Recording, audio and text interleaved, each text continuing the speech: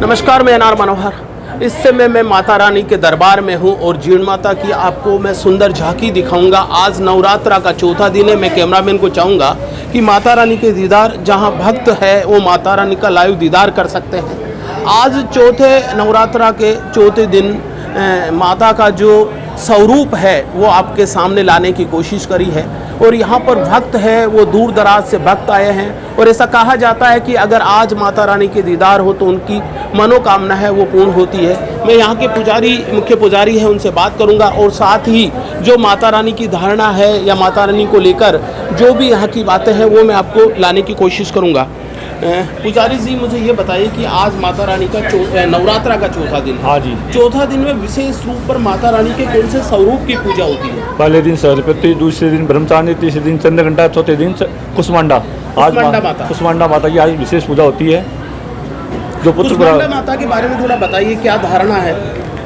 कुष्मांडा माता जो संतान प्राप्ति के लिए भी है और आपकी हर इच्छा पूरी करने रही है। अगर मैं जीण माता जिस दरबार में मैं खड़ा हूँ, शेखावाटी क्षेत्र राजस्थान, विशेष तौर पर कोलकाता वगैरह एरिया जो है उसमें विशेष मान्यता है।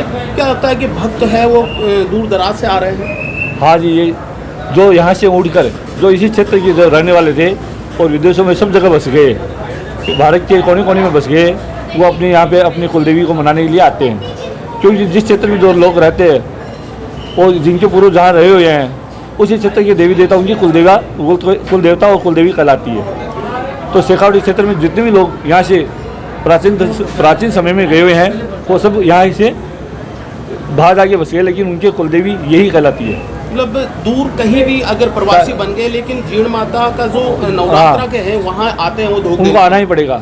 उनको आना ही पड़ेगा। अच्छा, एक बात और स्पष्ट कीजिए। अभी मैं किसी भक्त से बात कर रहा था, वो बता रहे थे कि अलग अलग समाज के अलग अलग गोत्र के लोगों की कुलदेवी है। हाँ जी। तो ये क्या है, ये थोड़ा बताइए मुझे। जो जिस क्षेत्र में रहते हैं, जैसे पहले जो जात, इसमें बहुत गहराई की बात है कि जो क्षेत्र में इस क्षेत्र के रहने वाले लोग हैं जो अलग अलग जगह बस गए हैं, चाहे वो किसी जाति समुदाय से हो और चाहे उनकी कोई गोत्र हो, वो उनके कुलदेवी लागू हो गई है। जो यहाँ पहले इस क्षेत्र में रहा करते थे उनकी कुलदेवी है, चाहे वो अब किसी समाज में चले गए। हाँ जी, ऐसा ही है। यहाँ मुझे बताया गया कि जीण माता का एक अपना महत्व है और एक अलग अलग समाज की कुलदेवी के रूप में जीण माता पूजी जाती है। मैं यहाँ पर एक माता जी है, माता जी से भी बात करा देता हूँ। माता जी, जीण माता के मैं कह रहा हूँ कि खूब भक्त आ रहे हैं आज, कितनी आस्था है भक्तों की जीण माता के प्रति? बहुत ज़्यादा आस्था है, सब में है, हिंदुओं में, मुसलमानों में, सब में आस्था है। एक और चीज़ देखा, महिलाएं जो बड़ी संख्या में है, महिला श्रद्धालु माता रानी के दीदार के लिए खूब आती है। अखंड कुमारी है, कन्या है, अखंड कुमारी है। अच्छा। कलयुग चल रहे, कलयुग के मानी को राज सवायो है। तो महिलाओं की एक विशेष मान्यता है। एक छोटी गुड़िया भी है। मैं चाहूँगा कैमरामैन को थोड़ा गुड़िया को भी, एक छोटी गुड़िया है, उस समय मैं बात करा देता हूँ। क्या नाम है आपका? पूर्वी। अच्छा पूर्वी, ये बताओ, यहाँ बैठे हो माता रानी जीण माता मंदिर में बैठे हो। अच्छा, नवरात्रा में माता रानी को पूजते हो आप, पूजा करते हो आप, पूजा करते हो? क्या मांगते हो माता रानी से?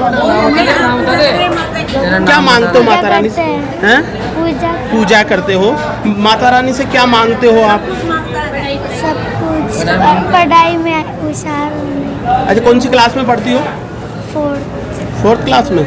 अच्छा, ये बताओ मुझे कि कितने इस नवरात्रा में कितने भक्त आते हैं? बहुत सारे भक्त आते हैं, बहुत सारे भक्त में। तो यहाँ आप बैठे हुए, यहाँ क्या देख रहे हो आप? सब कुछ देख रहे हो। ये छोटी पूर्वी थी जो मुझे बता रही थी कि एक विशेष है छोटी माता रानी को भी। एक भाई साहब है, भाई साहब भी बात करा। तो भाई साहब, मैं देख रहा हूँ शायद मुझे माता रानी को हाथ जोड़कर आप देख सकते हो कि इस तरीके से एक परिवार के मेंबर आते हैं और यहाँ पर माता रानी का दीदार करते हैं। यहाँ पर माता रानी के पुजारी द्वारा पूजा कराई जाती है। और मैं फिर बता दूं आपको कि अगर आज माता रानी के दीदार होते हैं तो हर मनोकामना पूरी होती है और नवरात्रा में विशेष महत्व बढ़ जाता है। और इसलिए दूर दराज से, शेखावाटी क्षेत्र के अलावा बाहर से भी लोग बहुत आते हैं यहाँ पर।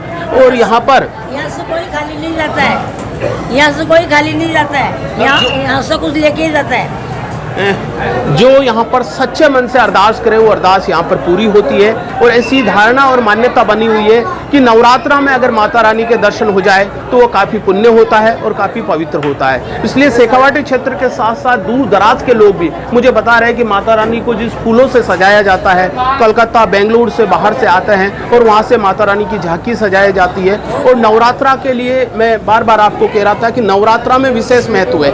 माता रानी के दीदार होते हैं और शारदीय नवरात्रा में जो मेला लगता है वो विशेष एक अपना महत्व है। आप देख सकते हो भक्त यहाँ पर आते हैं, माता को धोख देते हैं, महिला हो या पुरुष हो। महिला श्रद्धालुओं में विशेष आस्था मानी जाती है। अभी मेरी बात हुई थी, मुझे बता रहे थे कि अखंड एक कन्या के रूप में जीर्ण माता को, जयंती माता के रूप में पूजा होती है।